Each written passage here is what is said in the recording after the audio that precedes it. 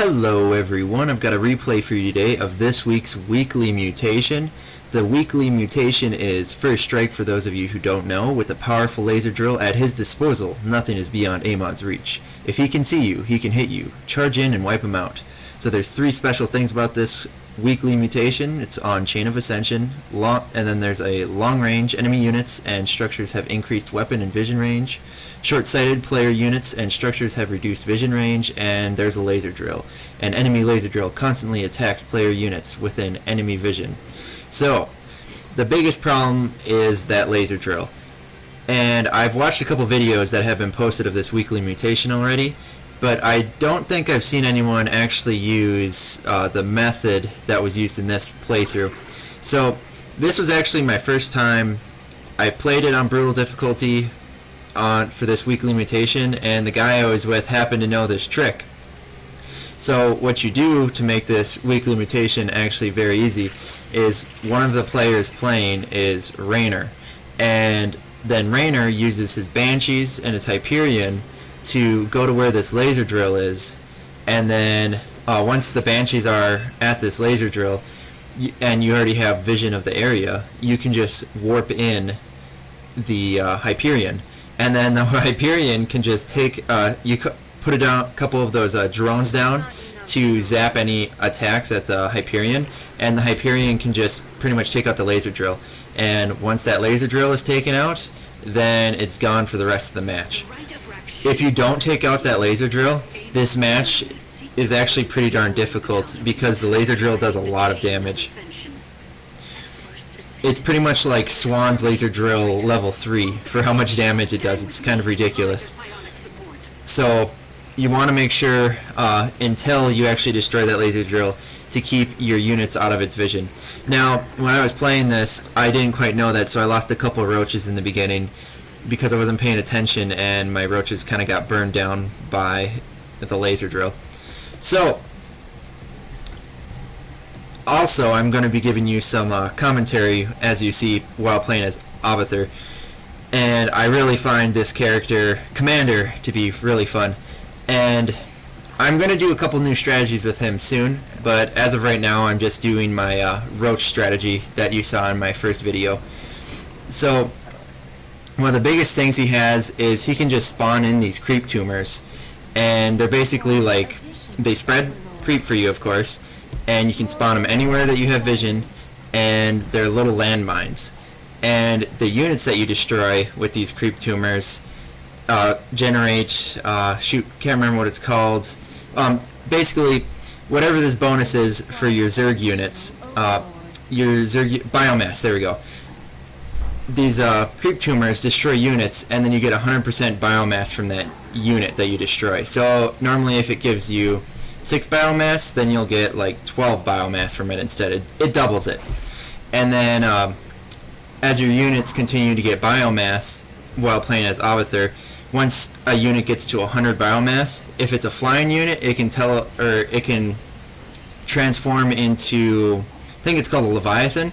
And then if you have ground units, which I'm using roaches and ground units, of course, then you can transport your unit into Brutalists, I believe they're called? Yes. I believe they're called Brutalists. But you can only have 3 of each unit. 3 Leviathans and 3 Brutalists at a time. That's the maximum. Just because they're so effective. Okay, so another thing you gotta keep in mind while playing as Abathur is his creep tumors that you can spawn in anywhere.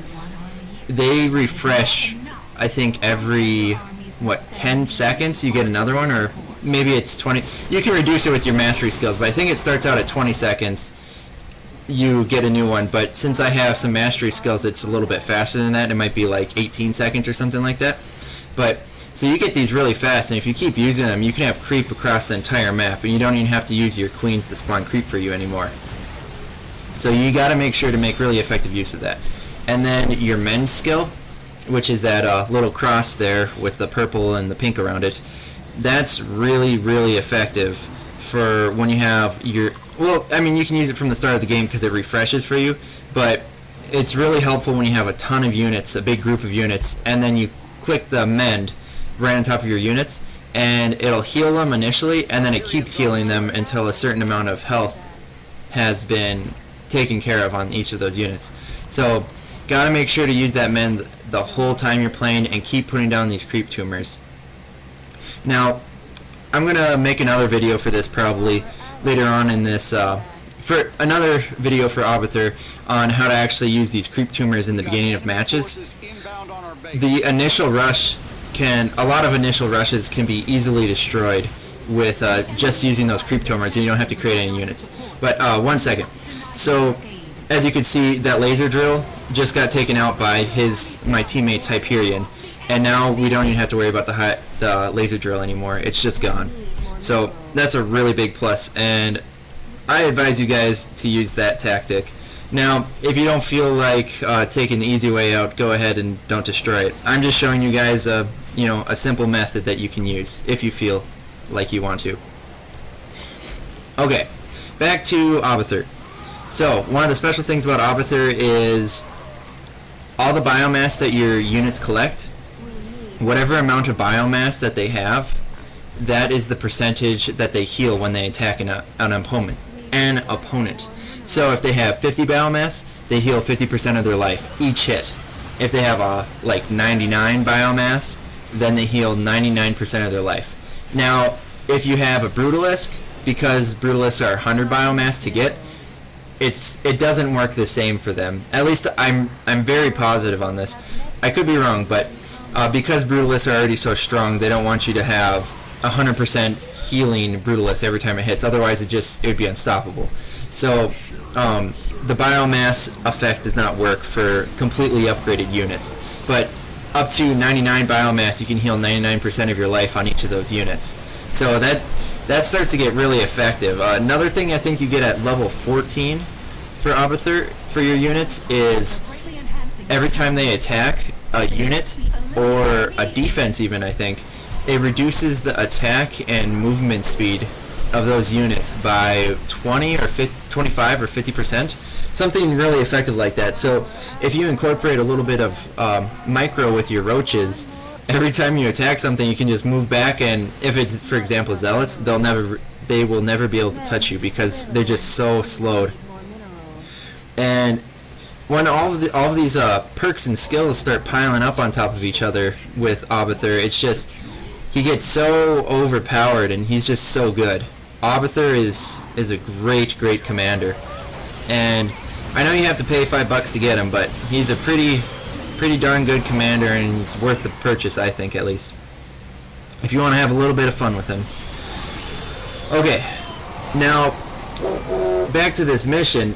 One of the things you really need to watch out for is the enemy waves that come in, especially if you're playing against Protoss. These Void Rays are ridiculous.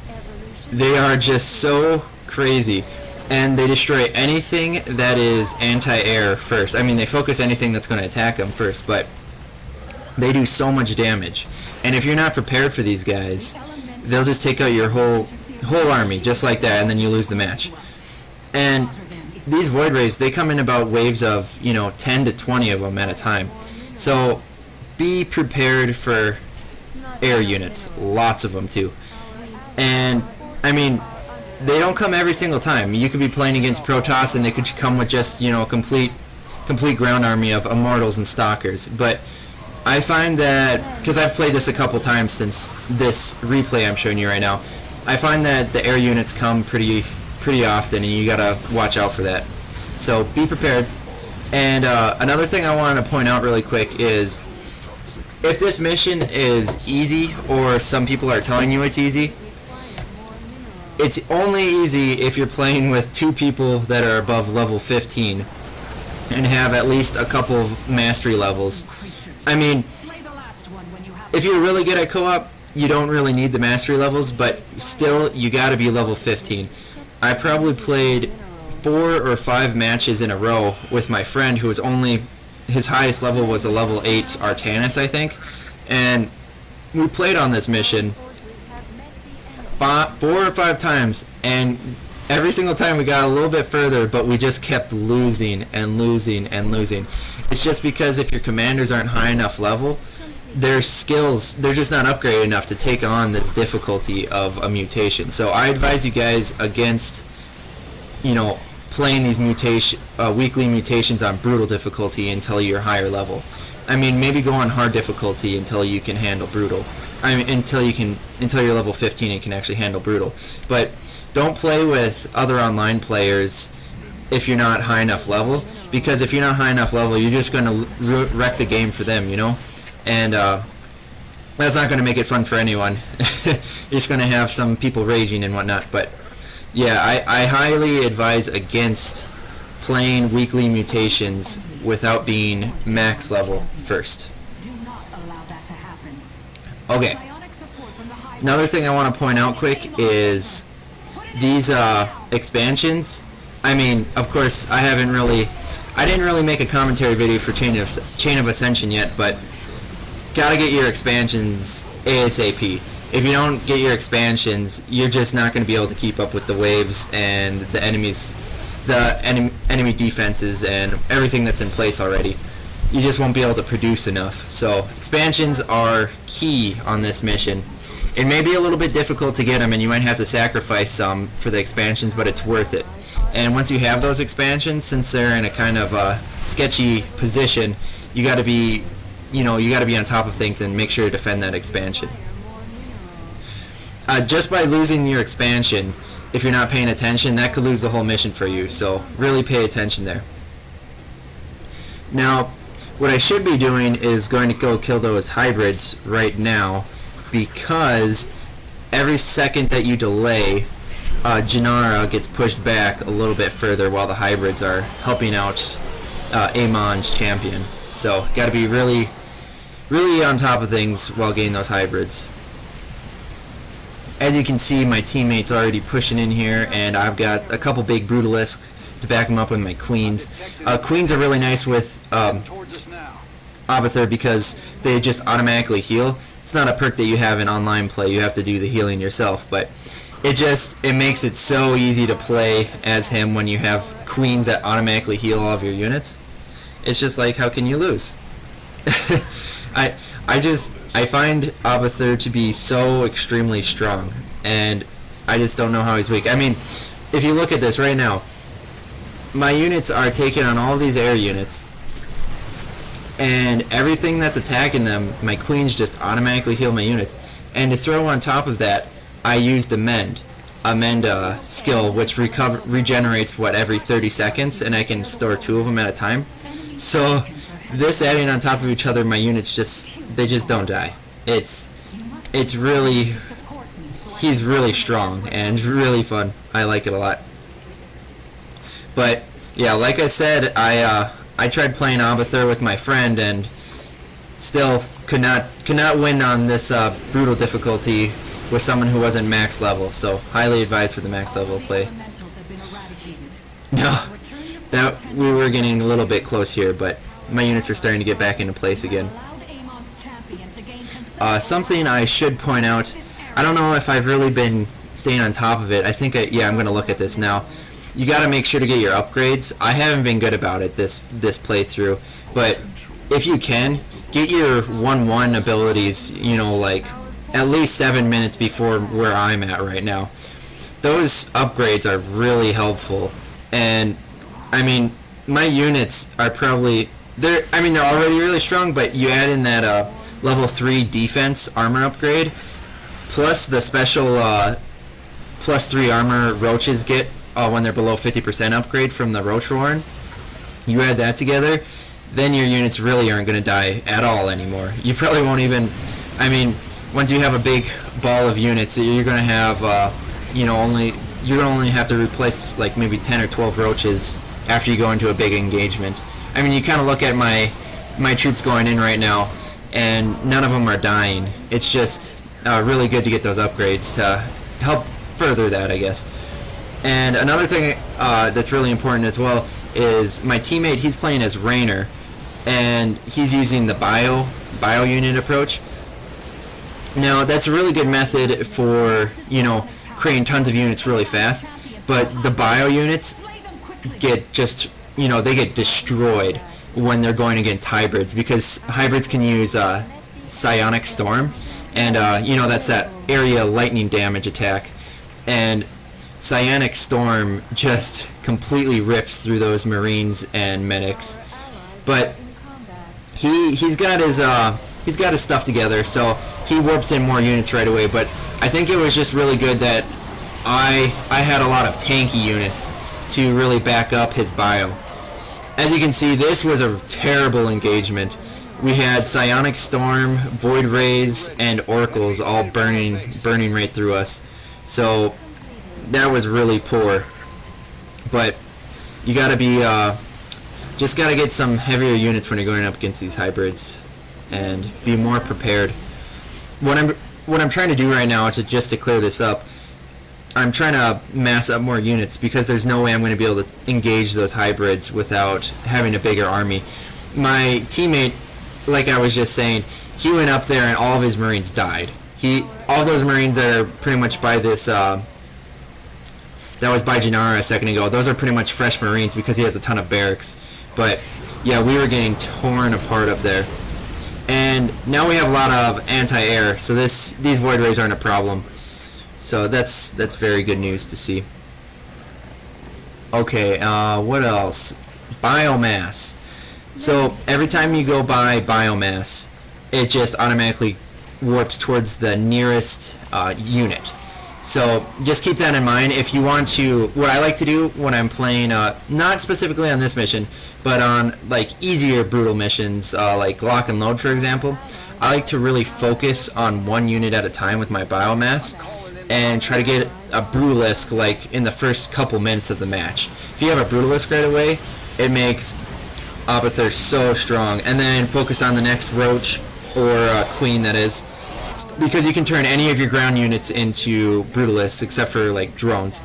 But focus on the next Roach, get it to another 100 biomass, get a Brutalisk, and then get your third Brutalisk. And once you have 3 Brutalisks from the start of the match, the rest of the match is just a cakewalk.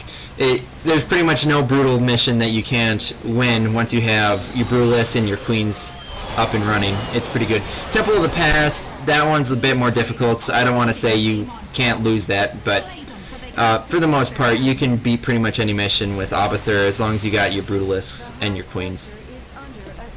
And a ton of Roaches, of course, to support them. Okay. Now I'm trying to get some Overseers, and I should have done this sooner. Luckily, there wasn't any units that really had cloaking abilities on them, so that was a big perk from my end of things. But I was not paying attention well, and I lost my hatchery. And like I was just saying, if you lose your hatchery on this, you could lose the match pretty easily. But thanks to my teammate being as good as he is, he was able to kind of swoop in there and help me out, save the day. So we're looking pretty good right now, and we've taken a pretty big hit into the enemy's bases, so they're not going to have that extra unit support besides the waves that come in at us. So that's a pretty big positive for us right now. And what we want to do is just kind of sit by Janara until we can push her to the as close as we can get to the gate, and then there's going to be that one more or 2 more waves, I think, that'll come at us. And those 2 waves aren't going to be bad because our armies are very large right now. Now, I haven't really brought this up, but yeah, make sure to have your supply line at, capped out, and both of your gases capped out. It's something that you kind of forget about when you're in the midst of the action, so I'd really pay attention to that. Not enough minerals. And, right now, this is pretty much just a regular Chain of Ascension on brutal difficulty. You take out the laser drill, and then you spread creep around the map. If you're playing as Zerg, then you can pretty much have vision everywhere, and you have reduced vision still, but that creep spread just kind of helps you to see everything still, and kind of defeats the purpose of the reduced vision. So, yeah, my suggestions for this playthrough is play Abathur and play as Raynor. Now, once you see this mission will finish, you're going to get a lot of experience from playing on brutal difficulty while being this Mutator. I didn't actually do the first Weekly Mutator. I didn't beat it. I only played it maybe 2-3 times, and I just didn't have any luck of beating it. And then what I should have done is I should have kept playing until I actually got it done with, and then recorded a video and put it on YouTube. But I didn't do that. And what I didn't realize also is when I was leveling up Abathur, I could have been playing the weekly Mutator mission and leveling up so much faster. So for every difficulty level that you beat this Mutator on, you get a bonus amount of experience.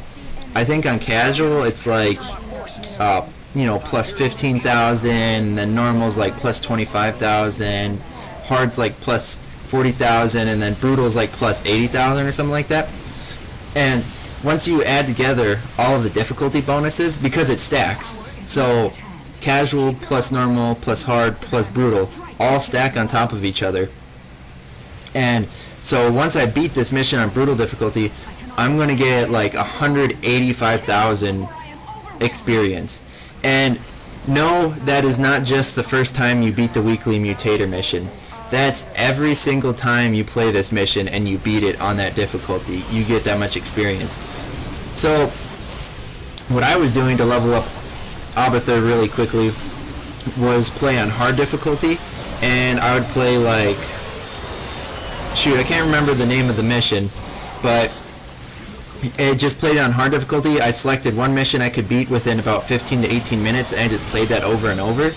But like I just said, you only get 33 beating on hard difficulty and having a selected mission. If you get all the bonus objectives, you only get 33,000 experience a match. Now, granted, you're only taking about 15 to 18 minutes to beat those matches, so every 30 minutes you're getting about 66,000 experience, and that can really speed up your process. But if you're taking 20 to 30 minutes to beat a weekly, StarCraft time shows this to be about 29 minutes, but this is actually more like I think about 24 minutes, because StarCraft time is a little bit fast.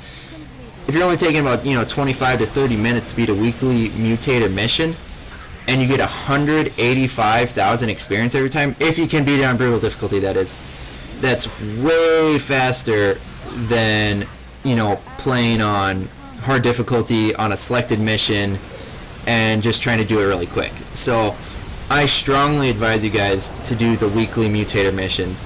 Blizzard made it for a reason. They really want us to start playing these weekly Mutators, and I strongly encourage you guys.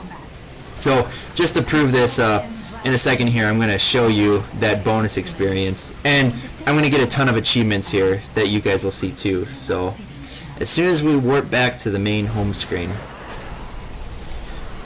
By the way, I'm going to, I don't know if I've mentioned this yet, but I'm going to keep having a weekly Mutator mission video that I'm going to post. So every time a new weekly Mutator comes out, I'm going to post another video.